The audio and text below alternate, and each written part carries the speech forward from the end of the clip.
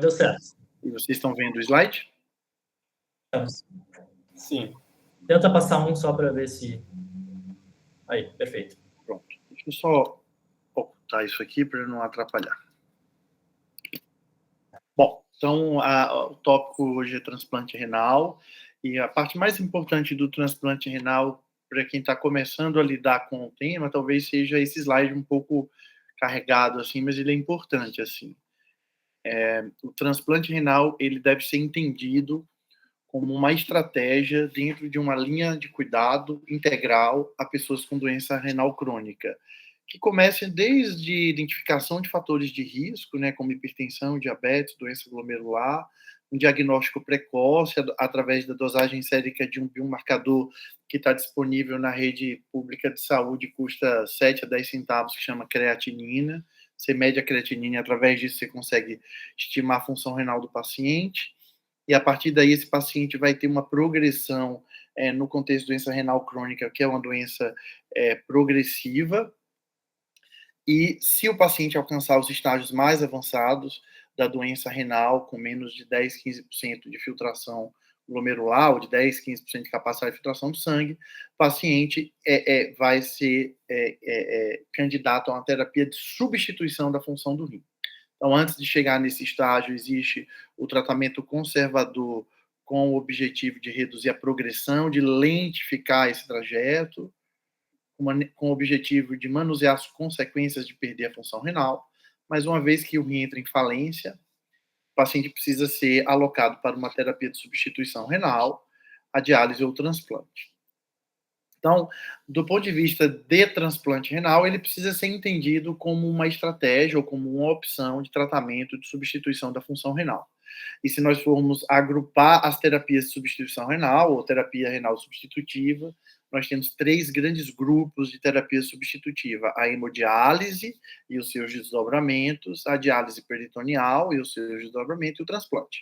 Então, o transplante aqui precisa ser entendido como uma opção de tratamento de substituição da função renal, quando o paciente tem doença renal crônica em estágio avançado. Eu trago aqui para vocês, para poder contextualizar alguns números, né? Esse é um gráfico de crescimento do número de pacientes em diálise no Brasil.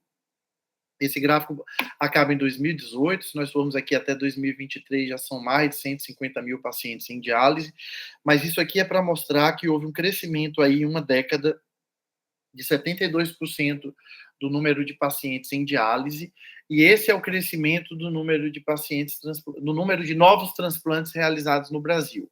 Houve também, no mesmo período de uma década, um crescimento relativamente robusto aí, em torno de 50%, mas foi um crescimento inferior para dar necessidade ao número de novos pacientes que entraram em diálise. Em 2018, a estimativa da Associação Brasileira de Transplante de Órgãos era que tinha 30 a 40 mil pessoas vivendo com transplante renal no Brasil. Hoje, essa estimativa é que haja em torno de 60 mil pessoas vivendo com o transplante. Então, se a gente contar em torno de 150, 160 mil pacientes em diálise, quer seja hemodiálise, quer seja diálise peritoneal, mais 60 mil transplantadas, nós estamos falando aí vivas e recebendo a terapia renal substitutiva, uma delas, qualquer coisa em torno de 220, 230 mil pessoas. Essas terapias, portanto, elas se prestam a tratar pacientes no mesmo estágio de doença, que seja a doença renal crônica avançada, só que elas não têm performances semelhantes. Então, esse aqui é um dado que é bastante ilustrativo, é um dado do registro australiano, e eu trago aqui o dado do registro australiano, porque o dado de transplante o registro de transplante é junto com o registro de diálise, um pouco diferente de outros países, inclusive do Brasil, em que esses registros são separados. Mas isso fica bem ilustrado e é bastante semelhante no Brasil. Essas barras coloridas aqui é a porcentagem de pacientes vivos ao final de cada período, aqui estão os períodos de tempo, de acordo com o tipo de terapia, a partir do início da terapia. Então, em azul está a diálise, em verde o transplante. Vocês veem aqui que, ao final de 5 anos, metade dos pacientes em diálise já faleceram, enquanto que aqueles pacientes submetidos ao transplante, em 5 anos, mais de 90%, em torno de 90% dos pacientes ainda estão vivos. Portanto, assim, quando se compara essas duas terapias, o que se vê é que a probabilidade de sobrevivência ela é maior no transplante do que na diálise, né? Esse não é a única vantagem que existe do ponto de vista das terapias renais substitutivas quando se compara diálise e transplante, né? Quando você põe um rim novo, você devolve a função de filtração glomerular. E com ela, boa parte daquelas funções que são perdidas com a alteração de função renal, como, por exemplo, a capacidade de regulação do metabolismo mineral e ósseo, a regulação do equilíbrio hidroeletrolítico, ácido básico, controle da pressão. Então, a partir da devolução da função de filtração, o paciente volta a urinar, você devolve também várias outras funções renais. Do ponto de vista de saúde pública, o transplante a longo prazo ele é mais barato do que a manutenção em diálise, portanto, esse nós chamamos assim, o tripé do benefício do transplante, né? Maior quantidade de sobrevivência, como eu mostrei anteriormente, mais barato o sistema de saúde, e os pacientes que são transplantados acabam alcançando aí índices de qualidade de vida significativamente melhor em comparação com a diálise. Portanto, nós consideramos hoje que o transplante é a terapia de escolha para doença renal crônica em estágio avançado, mas é claro que ela não está disponível para todos os pacientes, depois nós podemos discutir as causas de por que ele não está disponível para todos os pacientes, mas sem dúvida uma das principais causas é que não há doador para abraçar as necessidades de todos os pacientes em diálise. A despeito de nós estarmos falando aqui no Brasil do maior programa público de transplante do mundo. Então, mesmo sendo o maior programa público de transplante do mundo e o quarto maior programa de transplante em número absoluto de transplante, é o que esse gráfico mostra, a robustez assim, do Programa Brasileiro de Transplante de Rim, não é suficiente para alcançar as métricas necessárias para atender boa parte dos pacientes em diálise, como eu vou mostrar mais à frente. Então, esse diapositivo aqui mostra o número de transplantes realizados pelo tipo de doador, em azul, doador vivo, e em verde, o doador falecido, e vocês veem aí que é um crescimento bastante robusto, sustentável, tendo um pico aqui em 2019, quando mais de 6.300 transplantes foram realizados, daí teve uma queda por conta da Covid-19, mas rapidamente o Programa Brasileiro de Transplante recuperou o patamar de 6.000 transplantes realizados no ano passado e deve ultrapassar de novo a marca de 6.000 transplantes. E do ponto de vista de programas públicos de saúde, foi um dos que se recuperou mais rápido dos impactos da Covid. Apesar disso, esses números, que são números bastante robustos e que impressionam quando a gente fala no mundo inteiro, eles não são suficientes para as necessidades do país, né? Como eu falei, nós temos em torno de 150 mil pacientes em diálise, desses, em torno de 40 mil estão listados para transplante.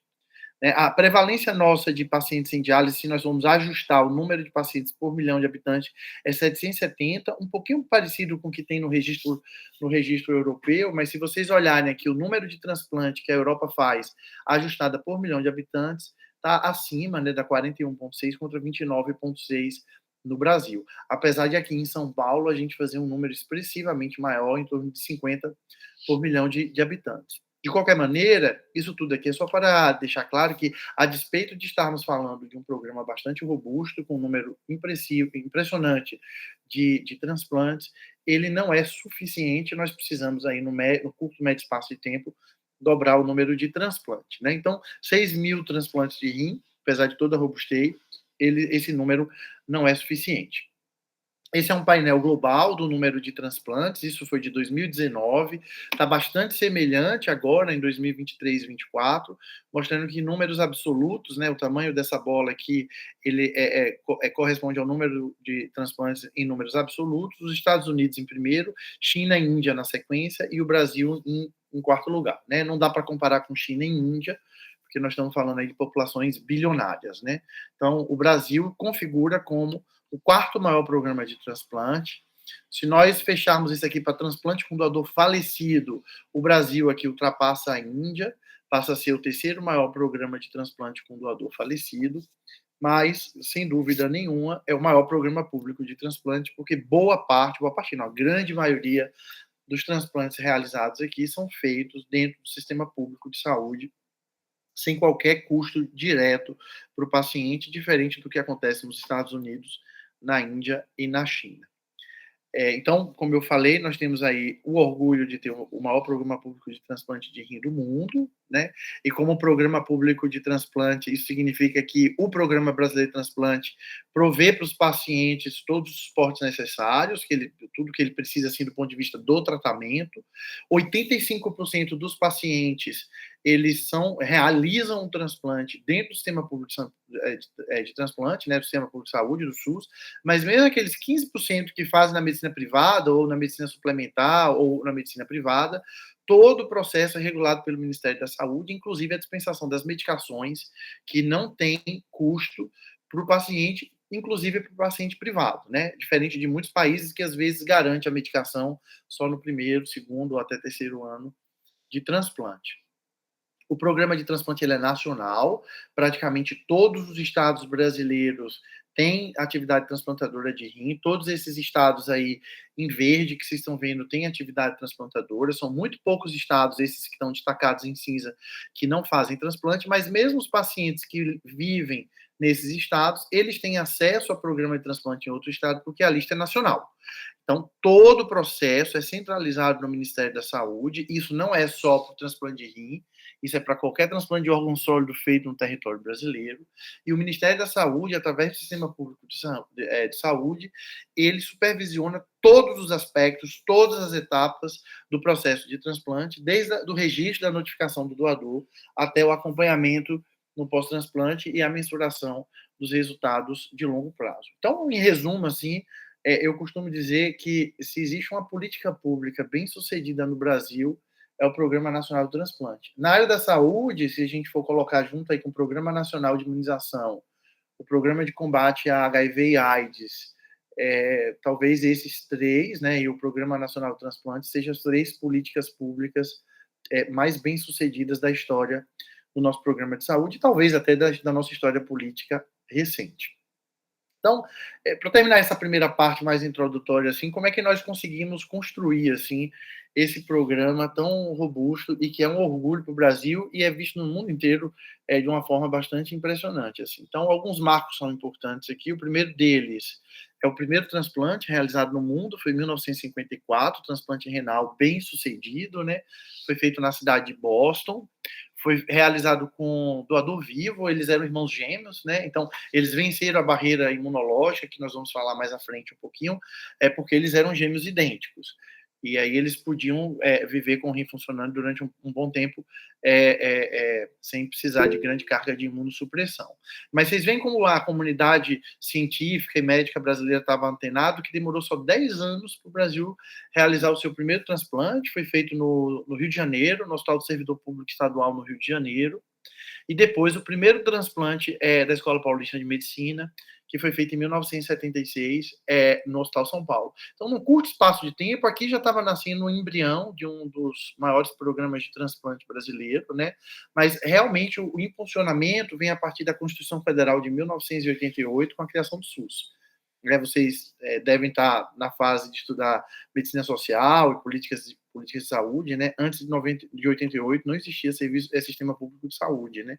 É a partir da promulgação da Constituição Federal e 2 anos depois da Lei 8080 que o Sistema Único de Saúde é regulamentado. E só em 1997, a Lei 9434, é que organiza o Sistema Nacional de Transplante no sentido de prover todas as regulamentações necessárias. Isso veio junto com o trabalho do Conselho Federal de Medicina, para diagnóstico de morte encefálica, notificação de doador, a aprovação por parte da família, e todas as regulamentações necessárias para a remoção de órgãos, tecidos e partes do corpo do transplante, bem como para fontes de financiamento, né? Porque boa parte dos transplantes eram realizados no sistema público de transplante. Aí vocês veem que 10 anos depois, o número de transplante com doador falecido, né, deceased donor aqui, passa doador vivo, e 10 anos depois, quer dizer, é uma construção bastante robusta, assim, a gente bate a marca histórica de 6.303 transplantes com doador com transplante de rim,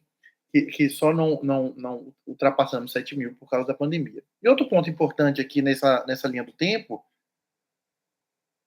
foi a inauguração do Hospital do Rim, um ano depois da Lei 9434, que, na verdade, introduziu um modelo de organização para a política de saúde, e em outro momento a gente pode conversar sobre isso, mas foi extremamente importante, porque criou um programa em larga escala para fazer um número grande de transplante, com a missão inicial de fazer um transplante por dia, acabou alcançando, nos últimos 10 anos, 3 transplantes por dia, em média, e isso ajudou a que o número de transplantes com doador falecido ultrapassasse o doador vivo 10 anos depois e chegasse ao pico em 2019. Então, vocês veem aqui que a Escola Paulista de Medicina, a Universidade Federal de São Paulo e a Fundação Oswaldo Ramos têm um papel super importante aqui nessa história. Então, entrando mais na questão clínica mesmo do transplante renal, tendo feito esse aparato mais introdutório, epidemiológico e histórico, quem pode ser transplantado? Isso aqui eu já falei no meu primeiro slide, né? Pessoas com doença renal crônica. Então, do ponto de vista legal, o paciente tem que estar em diálise, porque isso tem que ser doença renal crônica, ele tem que estar em diálise, porque isso configura o estágio avançado da doença renal crônica, ou se ele não tiver em diálise, uma taxa de filtração glomerular, que significa a porcentagem da função renal, abaixo de 10, portanto, o rim funcionando menos de 10%, ou abaixo de 15, se ele tiver diabetes, ou tiver menos de 18 anos de idade. Fora desses critérios aqui, do ponto de vista legal, os pacientes não podem ser transplantados, é o que diz a nossa lei. Né? Óbvio que ele pode encontrar esses critérios legais, mas eles podem não ter critérios clínicos. Então, do ponto de vista clínico, o paciente precisa estar clinicamente apto para a cirurgia, e o transplante pode ser realizado com um doador falecido, com morte cerebral. No Brasil, só é possível remover órgãos e tecidos para fins de transplante naquele indivíduo que tem morte cerebral, ou um doador vivo, desde que ele seja considerado juridicamente capaz. A grande maioria aqui, doador vivo, parente com relação de parentesco, apesar da legislação atual, a portaria 2600, permitir o transplante com doador vivo não parente, desde que tenha uma autorização judicial e uma avaliação de um comitê de ética intra-hospitalar. Mas a maior parte dos transplantes, como eu mostrei anteriormente, é feito com doador falecido, e aqueles que são realizados com doador vivo, a sua vasta maioria com alguma relação de parentesco. Então, do ponto de vista da avaliação clínica, é lógico que a gente precisa fazer uma avaliação clínica sistêmica, porque o transplante envolve um ato cirúrgico, vai fazer anestesia geral, precisa saber se está tudo bem com o coração, risco cardiovascular, se não tem nenhuma doença orgânica, se não tem câncer em atividade, se não tem uma infecção em atividade. Mas, do ponto de vista clínico, a parte mais importante do transplante é a avaliação de compatibilidades de doador versus pacientes, o receptor. Então, o que nós avaliamos do ponto de vista de compatibilidade? A compatibilidade sanguínea, que se dá no sistema BO, a compatibilidade genética, que se dá no sistema HLA, e a compatibilidade imunológica, que nós fazemos através de pesquisa de anticorpos específicos contra o HLA do doador. Então, do ponto de vista da compatibilidade sanguínea, vocês conhecem o sistema BO, e a regra que é a mesma utilizada para transplante ou para transfusão de sangue, né? Do ponto de vista de compatibilidade, o O é o doador universal e o AB é o receptor universal. O B, por exemplo, pode receber do O ou pode receber do B. Agora, o B só pode doar para o B e para o AB, não pode doar nem para o O nem para o A.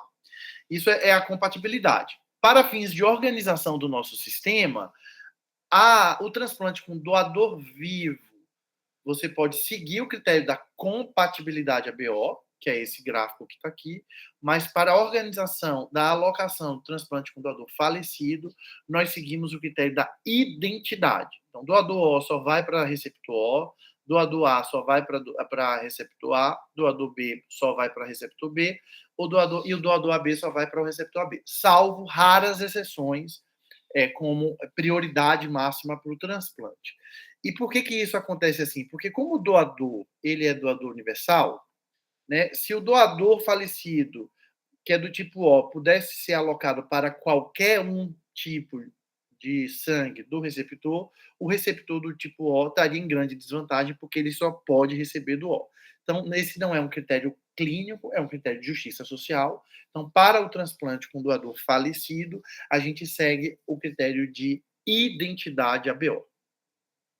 O outro ponto importante na compatibilidade genética é através da avaliação do sistema HLA.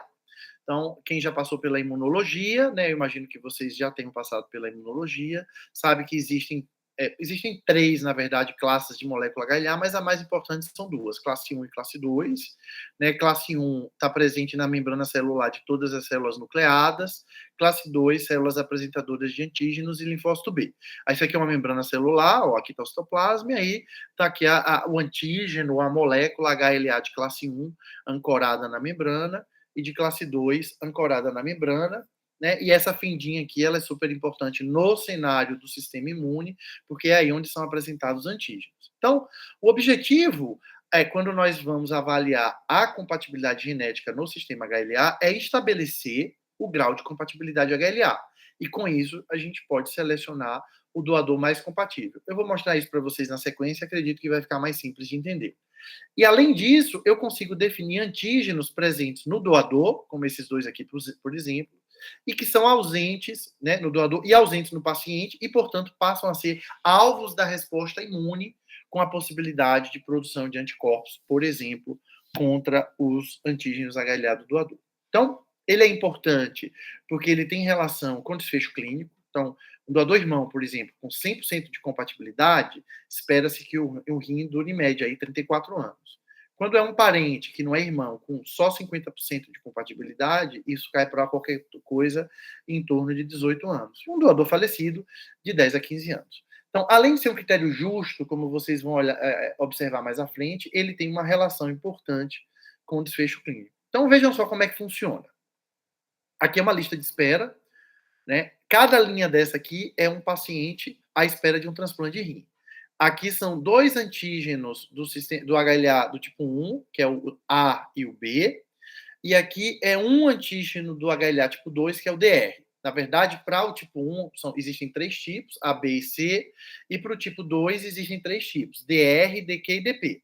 Mas para fins de transplante renal, a gente leva em consideração só o A e o B, no locus 1, e o DR, do tipo 1, né, o HLA tipo 1, e o DR, HLA tipo 2.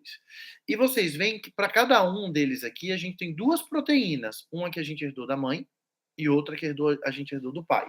Porque a transmissão desse gene, que é o gene do MHC, do complexo maior de compatibilidade humana, é por herança mendeliana. Então, cada um de nós aqui nessa sala hoje vai ter dois tipos de A, dois tipos de B e dois tipos de DR.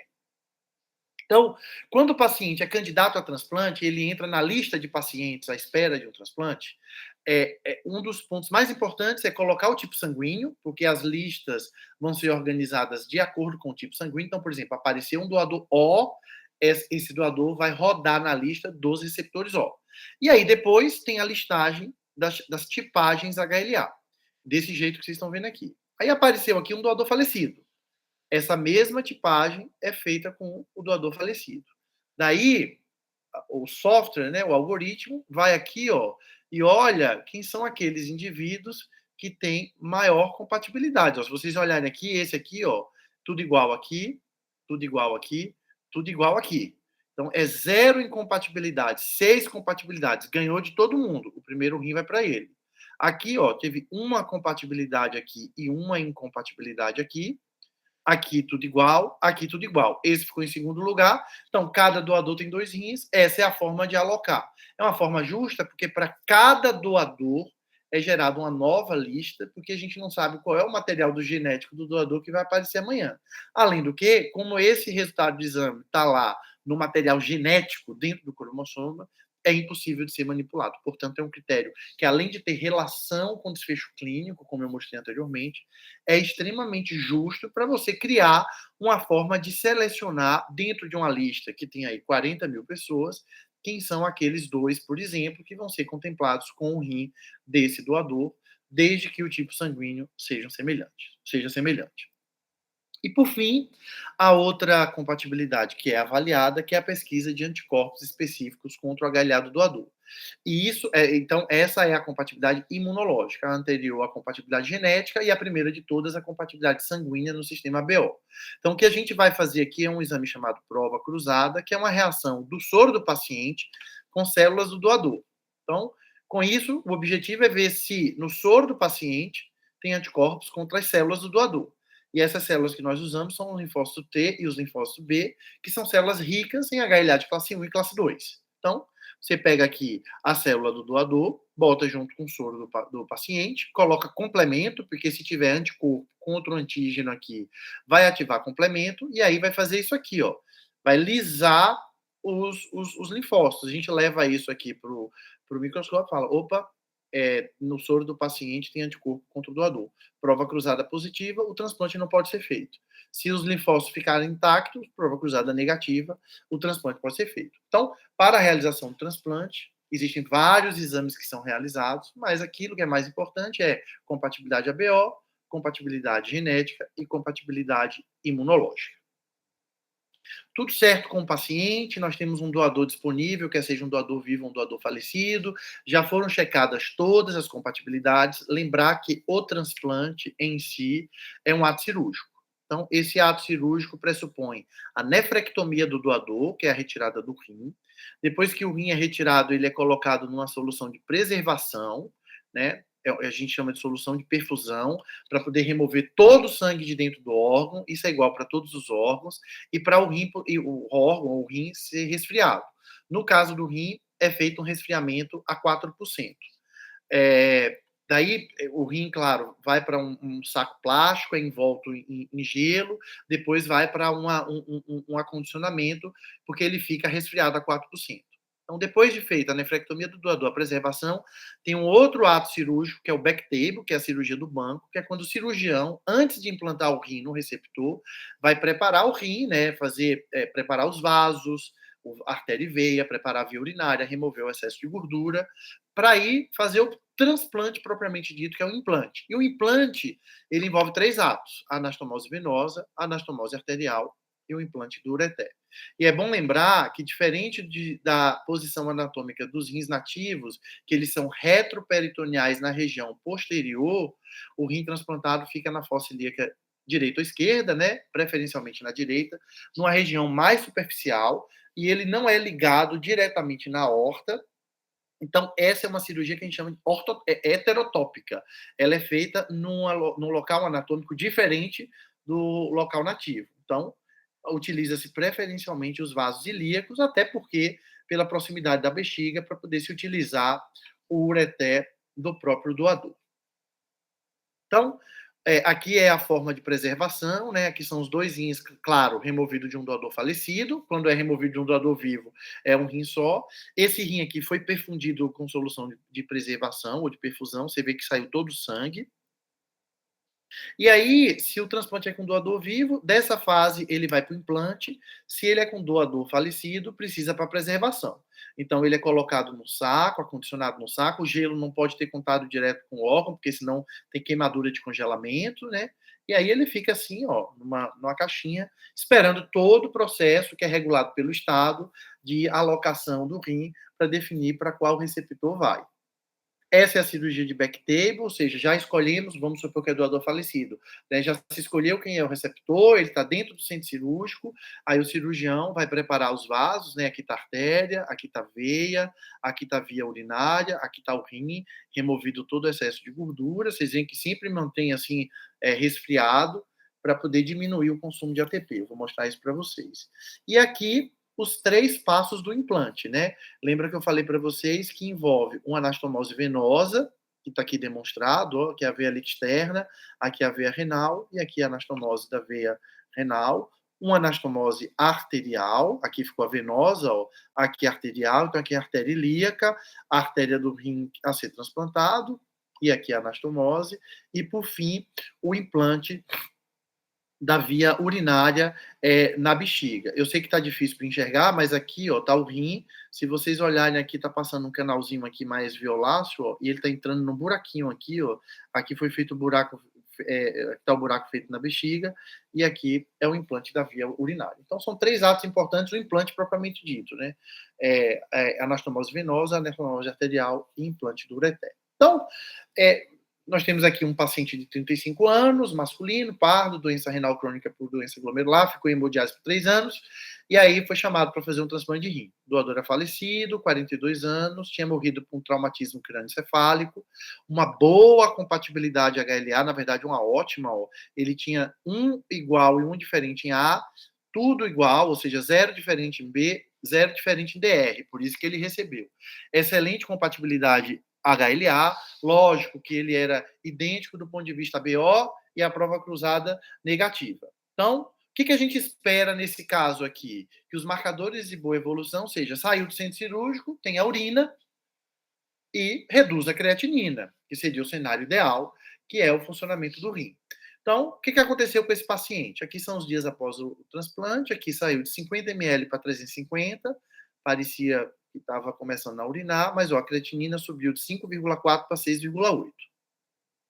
No terceiro dia não urinou, creatinina aumentou, daí precisou fazer diálise, ou seja, fez um transplante com doador falecido, esperava-se que a boa evolução fosse marcada por um aumento gradativo da diurese e uma redução da creatinina, que é o que a gente vê, por exemplo, marcadamente nos transplantes com doador vivo, mas no terceiro dia o paciente ainda estava dependente de diálise. Então, o que pode ter acontecido aqui de não ter dado certo? Então, os 3 eventos precoces após o transplante que precisam ser considerados são esses aqui: complicações cirúrgicas, atraso no funcionamento do enxerto e rejeição aguda. Vamos começar aqui pelas complicações cirúrgicas. Esse é um gráfico de tempo, de frequência por tempo. Em torno de 10% dos pacientes podem ter algum grau de complicação cirúrgica. Isso é diagnosticado sempre na primeira, no máximo segunda semana do transplante. E como é que isso se manifesta do ponto de vista clínico? Alteração precoce de função, redução de volume urinário, dor no enxerto, na loja cirúrgica e abaulamento da loja cirúrgica. E as complicações cirúrgicas, elas podem ser vasculares, lembra que tiveram 2 anastomoses vasculares, veia e artéria, urinárias, lembra que teve uma anastomose urinária, ou pode ser uma complicação da loja cirúrgica, da fossa ilíaca, né? Aqui nas complicações vasculares, nós temos as estenoses de artéria renal, trombose de artéria renal e trombose de veia renal. Complicação urinária mais frequente é a fístula urinária, ou seja, o canalzinho lá, o ureter, se desgarra da bexiga e vaza a urina para fora do sistema urinário. E no caso de fossa ilíaca, pode ter sangramento, hematoma e linfocele, que é o acúmulo de linfa. Lembrar que o nosso paciente tinha alteração de precoce função renal, né, não estava funcionando o rim, não tinha volume urinário, mas ele não referia nem dor no enxerto, nem no exame físico, tinha abaulamento da loja cirúrgica, o que torna essas complicações menos frequentes, mas para fazer o diagnóstico aqui, um exame de imagem simples, como ultrassom, é suficiente. Eu trouxe aqui uns exames um pouquinho mais sofisticados, porque ele mostra de uma forma mais bonita, assim, por exemplo, a estenose arterial, né? Então aqui, ó, tá a artéria ilíaca, aqui tá a artéria renal saindo para o rim, e se vocês olharem aqui, ó, logo no comecinho, tem um estreitamento grande. Então, passa menos fluxo sanguíneo, e isso pode justificar uma evolução não satisfatória no começo do transplante. Trombose, olha aqui, ó, isso aqui é uma angiotomografia, aqui está a artéria ilíaca, ó, pintada de branco pelo contraste, aqui está a artéria renal, e aqui no meio, ó, tem um material preto, hipoecogênico, que é um trombo, e se vocês olharem aqui na periferia, ó, tem umas imagens assim, meio em pirâmides, que é de infarto renal. Essa é a linfocele, esse aqui é um exame de ressonância, aqui está o vaso ilíaco, ó, aqui está o rim, e olha só essa coleção mais escura aqui. Isso aqui é líquido, linfa se acumulando, inclusive nesse caso aqui até comprimindo um pouquinho o enxerto. E aqui é um exemplo de hematoma na tomografia, ó, aqui está o rim, lindo, maravilhoso, e aqui em volta, ó, tem essa massa mais densa aqui, que é sangue. Então, na maioria das vezes, o exame de ultrassom é suficiente, mas eventualmente você precisa utilizar recursos diagnósticos mais avançados. Como é que a gente trata as complicações cirúrgicas? Depende do tipo, né? Por exemplo, hematoma ou linfocele, que são acúmulos de líquido, nós vamos fazer punção ou drenagem guiada por ultrassom-tomografia. Eventualmente precisa fazer reabordagem cirúrgica. Se for só uma estenose, um estreitamento na anastomose, dá para fazer angioplastia e botar uma prótese endovascular, que é o stent. Mas em algumas situações, muito raro, graças a Deus, o enxerto precisa ser removido. Então, por exemplo, ó, esse aqui é uma trombose arterial, que é o que a gente chama de infarto anêmico, e essa é uma trombose venosa, que é o que a gente chama de infarto hemorrágico. Isso aqui é igual a perda renal. Graças a Deus, isso está menos de 1, 2% de todos os transplantes realizados. Bem menos, na verdade, do que isso hoje em dia. Então, nosso paciente em tela aqui fez um exame de imagem, ultrassom Doppler do enxerto, que foi absolutamente normal, o que afastou as complicações cirúrgicas. E aí vem um outro evento clínico após o transplante, que chama atraso no funcionamento do enxerto, que vem do inglês Delay Graft Function, ou DGF, que é como nós chamamos, a comunidade transplantadora gosta de chamar, e é como eu vou chamar a partir de agora. Então, DGF, ela acontece aqui, ó, as primeiras 4 semanas do transplante, tem um pico aqui, no Brasil chega uma frequência de 60%, então vocês veem que de probabilidade é mais provável que esse nosso paciente se enquadre aqui do que aqui, mas logo depois o paciente recupera a função, e na maioria dos casos, em 3, 4 semanas, a questão está resolvida. E o que é a DGF? Ela é a manifestação clínica da lesão pela isquemia renal. E, do ponto de vista clínico, a gente considera DGF a necessidade de diálise na primeira semana após o transplante. Vocês lembram que o nosso paciente precisou de diálise no 3º dia. A frequência no Brasil é de 60% a 80%, e ela é bastante relevante porque há um aumento no tempo de internação hospitalar, aumenta os custos do transplante e até aumenta o risco de outras complicações, como, por exemplo, aumenta o risco de rejeição. Então, o que acontece aqui? Qual é a fisiopatologia dessa lesão? Ora, quando você vai fazer a captação dos rins no doador falecido, que é o exemplo que está aqui, foram tirados 2 rins, você vai ter que fazer uma interrupção abrupta da oferta de oxigênio no rim, porque vai ter que parar de circular sangue com oxigênio nos rins, né? Com isso, você tem um processo de isquemia, depressão de ATP, que assim, a partir da depressão de ATP, uma vez que não tem oxigênio nas células tubulares renais, que são altamente dependentes de oxigênio para fazer o seu trabalho, o seu maquinário, né? Você tem uma série de eventos intracelulares, como aumento do cálcio intracelular e desregulação de citoesqueleto, a célula perde sua característica morfológica, ativação de fosfolipase e protease, então nós estamos falando aqui de enzimas que degradam gorduras e proteínas, que são os componentes da membrana plasmática, portanto, membrana plasmática pode ser degradada com morte celular, né, e liberação do conteúdo de dentro da célula, isso levando à necrose e apoptose do tecido renal. E depois, né, vai passar um tempo aí, mesmo que resfriado, onde se diminui a taxa de consumo de oxigênio e tudo, vem uma segunda lesão, que é chamada lesão de reperfusão, que é quando o sangue do receptor do paciente inunda o órgão a ser transplantado com liberação de espécies reativas de oxigênio, amplificando essa lesão. Então, o que a gente vê nesse período é uma necrose isquêmica do rim, né, que é chamada necrose tubular aguda. Então, essa é a fisiopatologia. Do ponto de vista patológico, se nós fizermos uma biópsia, o que vai ter são sinais de necrose tubular aguda, e isso nada mais é do que a lesão de isquemia e reperfusão no rim. Então, o tempo de isquemia, ou seja, o tempo que o rim fica sem aporte de oxigênio, ele é fundamental na definição dessa lesão.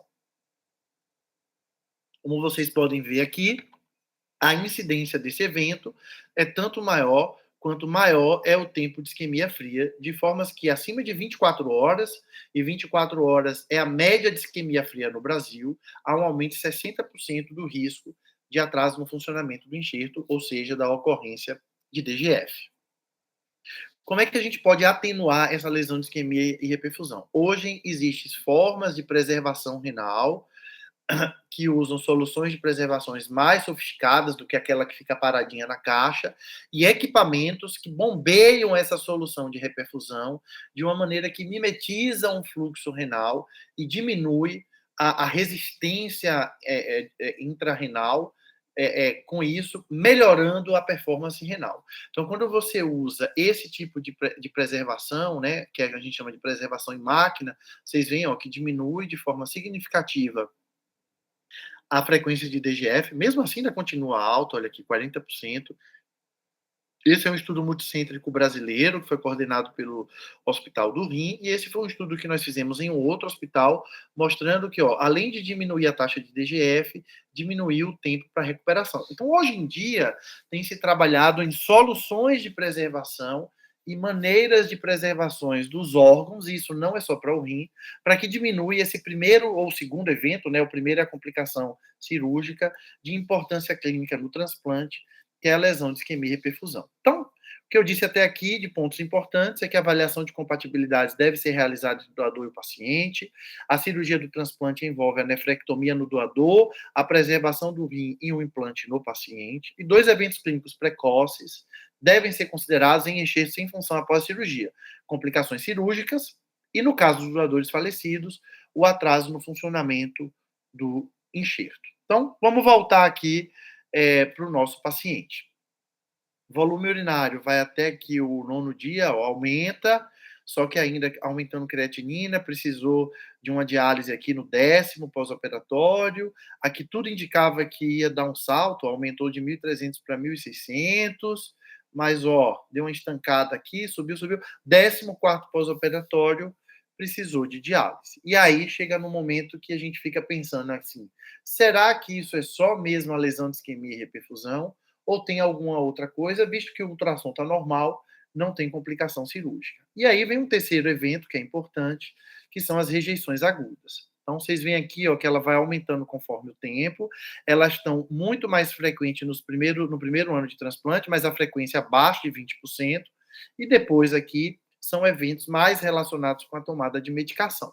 Mas rejeição aguda é um outro evento clínico no transplante importante e que precisa ser considerado. Então, o que é uma rejeição aguda?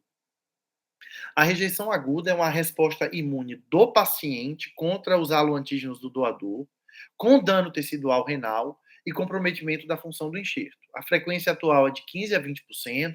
Na verdade, no Hospital do Rim, hoje, a média de frequência de rejeição aguda está abaixo de 10%. Essa é uma frequência, uma média mundial. Do ponto de vista clínico e diagnóstico, você tem uma piora de função renal, né, com redução de volume urinário e ou aumento de creatinina, e o diagnóstico é feito através de biópsia renal. Por que ela é relevante? Porque pode levar à perda do enxerto, quando não revertida, né, a perda do transplante, e mesmo quando revertida, pode impactar nos resultados de longo prazo. Então, como é que ocorre, como é que se monta uma rejeição aguda? Primeiro passo, a apresentação do antígeno, que é o que a gente chama de halo-reconhecimento. Então, vocês têm que levar em consideração que nós estamos colocando ali, num paciente, um corpo estranho, né? Um órgão que está cheio de proteínas de outro indivíduo, principalmente as proteínas do sistema HLA. Então, vai ter a apresentação dos antígenos, vocês veem aqui os antígenos, para as células do sistema imune do receptor, através das células apresentadoras de antígeno.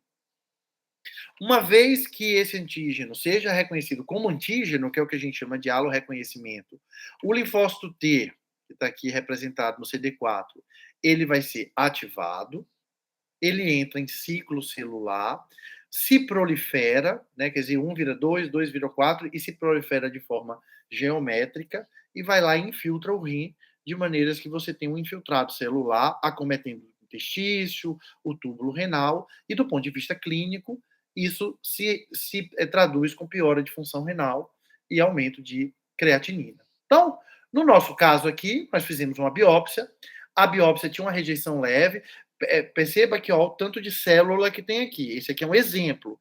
É uma rejeição bem mais intensa. Essa foi a do nosso paciente, você vê que tem muito mais intestício, mas mesmo assim, tem linfócitos, né, que são células visitantes, infiltrando o tecido renal. O que nós fizemos aqui foi um tratamento com alta dose de esteroide, que é um imunossupressor, e aí o paciente teve recuperação da função renal, alta com 18 dias, com creatinina de 1,8. Então, do ponto de vista das rejeições, o que é importante? Fazer profilaxia, para que a taxa de rejeição seja aquela que eu falei para vocês, que nós alcançamos hoje em dia no nosso programa, que é abaixo de 10%. Como é que nós fazemos isso? Seleção imunológica, como eu falei no começo, respeitar a compatibilidade ABO, respeitar a compatibilidade HLA, ter uma prova cruzada negativa, que no caso aqui é a compatibilidade imunológica, e fazer uso de imunossupressores para bloquear, para frear a resposta imune. Então, vamos revisitar aqui um pouquinho o mecanismo de ação dos imunossupressores. Quem está fazendo farmacologia vai lembrar bem que eu sei que vocês têm uma aula específica de farmacologia dos imunossupressores. Então, nós temos uma série de imunossupressores e eles agem basicamente no trânsito entre a apresentação do antígeno até a proliferação celular. Então, por exemplo, esteroides diminui a apresentação antigênica. A timoglobulina, que é um anticorpo policlonal dirigido contra linfócitos. Ele depleta o linfócito. Se não tem linfócito para reconhecer o antígeno, você reduz a apresentação antigênica. né? Nesse ciclo aqui, quando o antígeno é apresentado para ter ativação celular, é extremamente importante, né? O linfócito utiliza uma série de sinalizadores intracelulares para ele ficar ativo, como fatores nucleares e calcineurina. Então, ó, os esteroides diminuem a ação de fatores nucleares, especialmente um fator nuclear chamado NF-κB. Existem medicações específicas contra a ativação da calcineurina, que são chamados inibidores de calcineurina, a ciclosporina e o tacrolimo. Mesmo que todo esse circuito aqui falhe, né? Para você ter ativação celular, ela precisa de produção de interleucina 2, e aí a gente tem anticorpos contra o receptor da interleucina 2, que é um anti-CD25 chamado basiliximab. E mesmo que tudo isso aqui aconteça, a célula precisa entrar em ciclo celular, né? Para ciclo celular, uma via super importante chamada via da IMITOR. Então, nós temos aqui inibidores da IMITOR, sirolimo e verolimo, e nós temos bloqueadores do próprio ciclo celular que impedem a produção de síntese, né? Reduz a síntese de bases nitrogenadas, como os micofenolatos, ou bloqueia a síntese de DNA em células que são altamente replicantes, como é o caso dos linfócitos. Então, vocês veem que nós temos possibilidades de imunossupressores para as várias etapas do ciclo celular, desde a apresentação do antígeno até a proliferação celular. Então, existem várias opções. E como é que a gente faz essas opções? Normalmente, combinação de 3 medicações, que é o que a gente chama de terapia tríplice, sendo uma delas o esteroide, na maioria das vezes, uma delas o inibidor de calcineurina, associado ou inibição do ciclo celular direta ou inibição de mTOR. Essa combinação aqui, ela perdeu eficácia ao longo do tempo, então o que a gente tem classicamente é isso aqui. Quais são os princípios aqui? Terapia tríplice, para que a gente use a menor dose possível de cada uma dessas medicações que agem em locais diferentes da ativação do leucócito. Então, para a escolha da imunossupressão, isso é uma balança em que pese a própria imunossupressão, que vai gerar um estado de imunodepressão, e garanta, na menor quantidade possível, uma boa sobrevida do paciente, uma boa sobrevida do enxerto e uma boa função renal. Por que isso? Porque se a gente pesar pouco na imunossupressão, o paciente tem rejeição aguda e perda do enxerto, mas, por outro lado, se a gente pesar muito na imunossupressão, o paciente tem infecção e risco de morte. Então, vários estudos ao longo dos últimos 20 anos, estudos clínicos, testaram qual era a melhor associação, e desde 1996, essa é a associação considerada a associação padrão de melhor combinação de eficácia para a maioria dos pacientes. Não para todos, alguns pacientes não precisam dessa associação de alta eficiência, você pode utilizar uma associação de menor eficiência, mas a tacrolimo, o esteroide, que é a prednisona, e o micofenolato, porque essa associação está relacionada a menores taxas de rejeição aguda, melhor função renal a longo prazo e maior tempo de duração do enxerto. Uma outra questão que a gente precisa levar em consideração, tendo em vista que o uso de imunossupressor no transplante é inevitável, são as infecções. Então, a dinâmica das infecções no transplante segue mais ou menos isso aqui, naquele nosso gráfico de frequência versus tempo, né? Vai aumentando bastante aqui no primeiro ano de transplante, chega até 60% dos pacientes tem algum evento de infecção, depois cai, dá uma estabilizada e depois volta a aumentar no período mais tardio do transplante, quando o paciente vai perdendo função renal e vai voltando a ficar doente renal crônico de novo. Então, quais são os fatores que influenciam no risco de desenvolver infecção?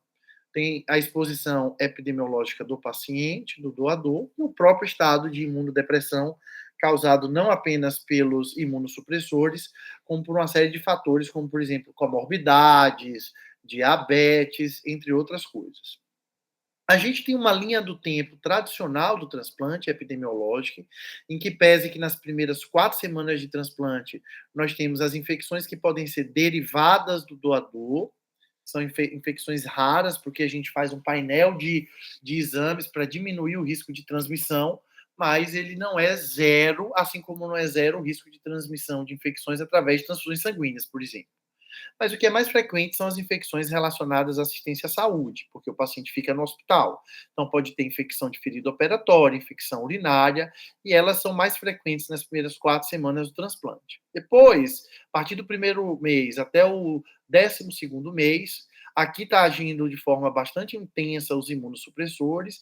Então, o paciente pode ter ativação de infecção latente, uma recidiva de infecção como herpes, por exemplo, afecções oportunistas, como pneumociste carine, e outras infecções que podem ocorrer no período em que a imunossupressão é mais intensa. E depois de 6 a 12 meses, quando a imunossupressão já é menor, os pacientes transplantados de rim, eles acabam tendo infecções na comunidade, como qualquer um de nós tem, tendo a mesma idade e, eventualmente, as mesmas comorbidades, como, por exemplo, infecção de pele, sinusite, infecção respiratória e infecção urinária. Do ponto de vista das infecções oportunistas, né, aqui são várias possibilidades de infecções oportunistas. Uma das mais frequentes no primeiro ano de transplante, que eu vou falar sobre ela porque nos próximos minutos, porque ela é bem emblemática assim, é a infecção pelo citomegalovírus, que é uma infecção oportunista, e que as outras infecções oportunistas, como, por exemplo, Epstein-Barr, outros tipos de herpes, seguem mais ou menos o mesmo padrão. Então, nós temos a primeira infecção por citomegalovírus na infância, 80 a 90% dos brasileiros já tiveram contato com citomegalovírus na infância, só que como um herpes, a infecção fica latente, né? O vírus fica latente em algumas células, o que significa dizer que o vírus está lá, mas está sem replicação, tem o DNA viral lá, mas ele não replica, e aí quando você tem a imunodepressão causada pelo uso dos imunossupressores, existe um risco de reativação no transplante, que é caracterizado pela presença de replicação com infecção. Então, em torno de 50% dos pacientes transplantados de rim podem ter replicação viral e alguns deles podem evoluir para sintomas e sinais, que é o que a gente chama de doença por citomegalovírus, em torno de 10 a 20%. Então, aqui é um exemplo, né? Esse é um teste que a gente usava antigamente chamado antigenemia. Aqui é mostrando dentro de um neutrófilo proteínas virais. Hoje a gente não usa mais essa metodologia, o que a gente usa PCR, principalmente depois da Covid, né? Que o PCR barateou muito e praticamente todo lugar do Brasil faz PCR. Se essa infecção não for diagnosticada de forma assintomática, pode acontecer alguns sintomas e alterações laboratoriais característicos e, eventualmente, até doença invasiva. Ó, vocês estão vendo aqui, ó, inclusões virais citomegálicas, nesse caso aqui, no tecido renal.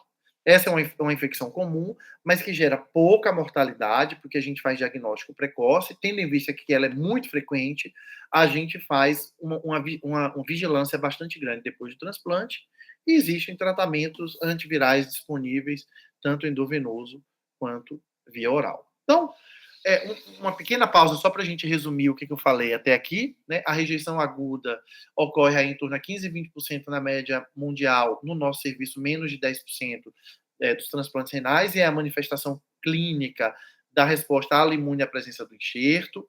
A profilaxia das rejeições é realizada principalmente com o uso de medicações imunossupressoras. Infecção é o principal evento adverso após o transplante renal. E aí, para finalizar, os últimos 2 eventos que ocorrem no longo prazo. Um deles é a perda crônica do enxerto, ou seja, depois de alguns anos, o paciente vai perdendo função renal, e aí ele volta a ter doença renal crônica de novo, e acaba tendo a perda da função do enxerto renal, que nada mais é do que uma doença renal crônica de novo, e eventualmente, se chegar lá nos 10% de função renal, ele é candidato a um novo transplante ou a realização de diálise. Então, do ponto de vista de perdas de enxertos, né, a principal causa no país, na verdade, é óbito com rim funcionante, né? O paciente morrer ou por infecção, ou por doença cardiovascular, ou por neoplasia. Mas o que eu vinha falando é isso aqui, ó, a disfunção crônica do enxerto e as doenças glomerulares que podem ser de novo. E isso aqui configuram causas de doença renal crônica no rim transplantado. E aí a gente volta lá para o começo da aula, né? Como é que a gente identifica isso? Alteração de função renal, dosagem de creatinina, eventualmente aqui doença glomerular que se manifesta por presença de proteinúria ou hematúria, que são os mesmos instrumentos que a gente faz para triar doença renal crônica na população geral. Então, lembrar que o transplante é um tratamento que está acoplado a uma linha de cuidado da doença renal crônica, quando o paciente chega nos seus estágios mais avançados, que devolve função renal e coloca o paciente aqui.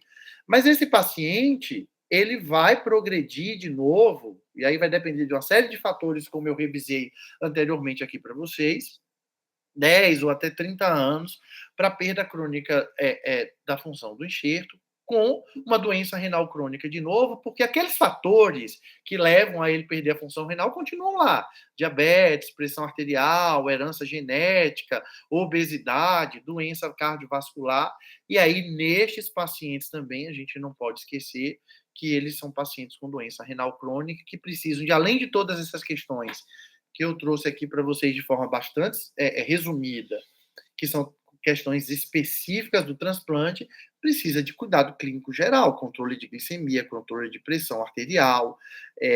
Quando o paciente vai perdendo função renal depois do transplante, o que pode acontecer 10, 20, 30 anos depois, o manejo das complicações, de forma que ele possa viver a maior parte do tempo possível com o rim funcionando.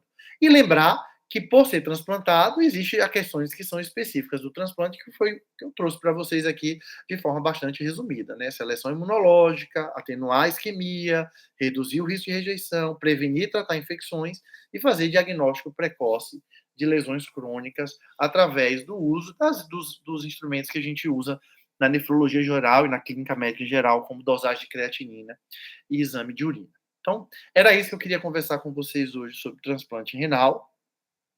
Acho que eu passei um pouquinho do tempo, mas eu fico à disposição caso haja alguma pergunta ou esclarecimento. Obrigado pela atenção de vocês. Excelente aula, professor Lúcio. Muito obrigado, né? Pessoal, quem tiver alguma pergunta, pode escrever no chat ou abrir o microfone. Tem uma aqui, ó. O processo de prova cruzada é viável em doadores mortos? Pergunta em relação ao tempo de doação e análise de compatibilidade. Extremamente viável e obrigatório de ser feito. Então, vamos lá. Quando o doador falecido ele é notificado e a família aceita, uma amostra de sangue é coletada, é mandado para o laboratório e o laboratório faz a tipagem HLA. Isso é rapidinho de fazer. E através do sangue do doador pode-se extrair linfócito ou pode-se tirar um gânglio, ou da axila, ou do pescoço, ou até na cirurgia da remoção dos órgãos mesmo, tirar um gânglio, que é um pedaço do órgão linfático, ali está cheio de célula, linfócito T e B, isso vai para o laboratório, o resultado da prova cruzada da tipagem HLA fica em pronto 6 horas. Então, enquanto todo o processo de remoção dos órgãos, de preservação está sendo feito, avaliação dos receptores, aí, depois da extração do sangue ou do material biológico, em 6 horas, o resultado de prova cruzada está pronto.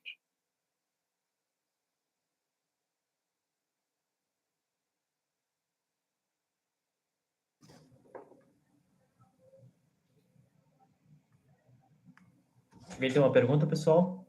Tem mais uma aí, ó. Transplante para crianças tem limite de idade? E o tempo de sobrevida é o mesmo para adultos, levando em consideração um bom estado pós-transplante? Então, essa é uma ótima pergunta, Fernanda. Não existe limite, assim, mas o transplante, não é nem pela idade, é mais pelo peso, né?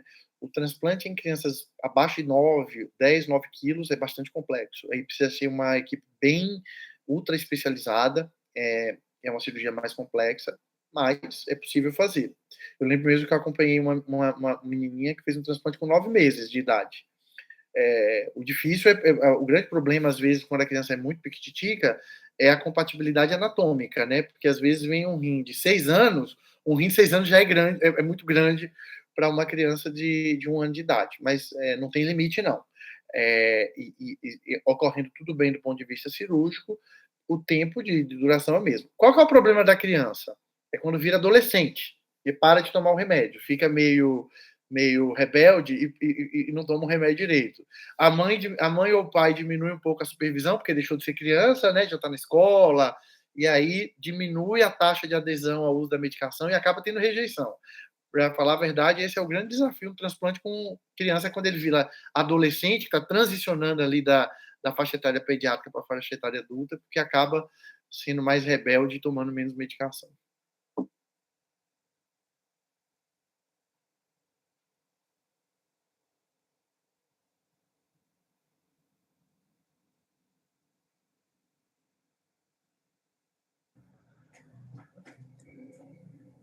em um slide falava que, em geral, o rim pode durar no máximo 35 anos. Acho que no caso de doador vivo sendo irmão, existem casos em que o rim sobrevive mais que 35 anos. Isso, ali não era o máximo, Bruna, Bruna, né? Ali era a média.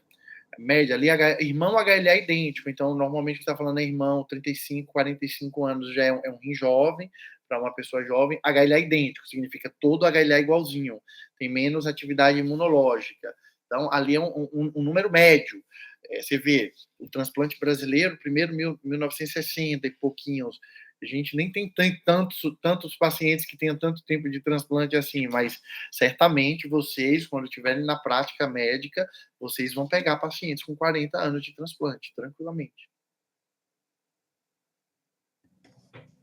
Mais uma pergunta aqui. As espécies reativas do oxigênio são relacionadas ao receptor pelo tempo de isquemia de antes do implante ou do doador pelo tempo de isquemia de aguardo do implante? Então, a lesão de reperfusão gera a liberação de espécies reativas de oxigênio. Então, na verdade, o oxigênio vem do receptor, né, porque é na reperfusão, e esse oxigênio em um órgão, em células que estão em processo de necrose apoptose, o tecido do doador acaba desse oxigênio transformando esse oxigênio em espécies reativas de oxigênio, que são lesivas ao tecido também. Então, é uma combinação dos dois fatores. Vai lembrar que o oxigênio aí está vindo do receptor, que o doador já foi, né? Já tirou o órgão dele. Então, é na reperfusão, ou seja, já quando o sangue do receptor está perfundindo o órgão doado e o oxigênio ligado às hemácias do receptor. Mas o tecido renal, que é do doador, no caso, é extremamente importante para a geração dessas espécies reativas de oxigênio.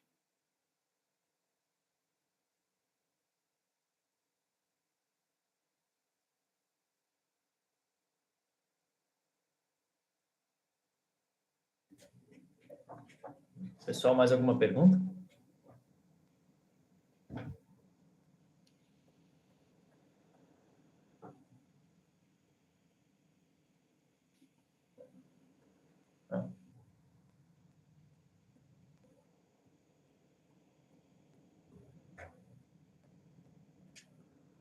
Acho que era isso então, professor. Não sei se alguém quiser fazer uma pergunta, pode levantar a mão para avisar que está escrevendo. Mas muito obrigado pela aula, foi excelente. Acho que o pessoal recebeu uma noção aí bem ampla do transplante renal, de todo o processo. Agradeço muito ter aceitado o convite aí de participar do nosso curso introdutório.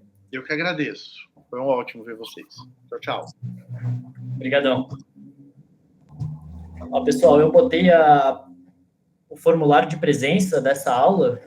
Acho que não tem muitas respostas aqui ainda desse formulário da segunda aula. Então, quem conseguir ir preenchendo aí, é importante para gerar presença. É isso aí. Valeu, Francisco.